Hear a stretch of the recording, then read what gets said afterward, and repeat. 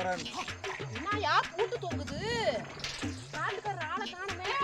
ஆமா, நான் அதுக்கு தான் வீட்ல இருந்தே ஒரு ஐடியா பண்ணினேன். உனக்கு தெரியாது. குனி ஒரு நிமிஷம். எந்திரி எந்திரி எந்திரி எந்திரி. அப்படி என்னதாங்க படிக்க வேணாமா? தெரிய வேணாமா அவருக்கு? காட்டுக்கார அண்ணனே, நான் கத்திரிக்காய் வாங்க வந்தேன். நீங்க காட்டுல இல்லாதனால நான் 3 நாள் வந்து போறேன். உங்க நம்பர் எனக்கு தெரியல, அதனால நீங்க இந்த சீட்ல நம்பரை எழுதி வைங்க.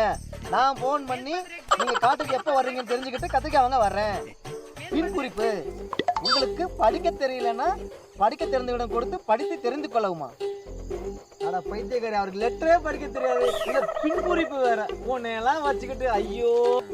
அட போயா. வாடா வாடா. அப்புறம் எழுதி வச்சிட்டு போவார்ல. எனக்கு ஈஸியா ஐயோ, உன்னை படிக்கிறது உங்க அப்பா 4 எருமாடை வாங்கினா நல்லா இருந்திருப்பாரு. உன்னையெல்லாம் கட்டிக்கிட்டு பெரிய இம்சை. போய் தொலை போ.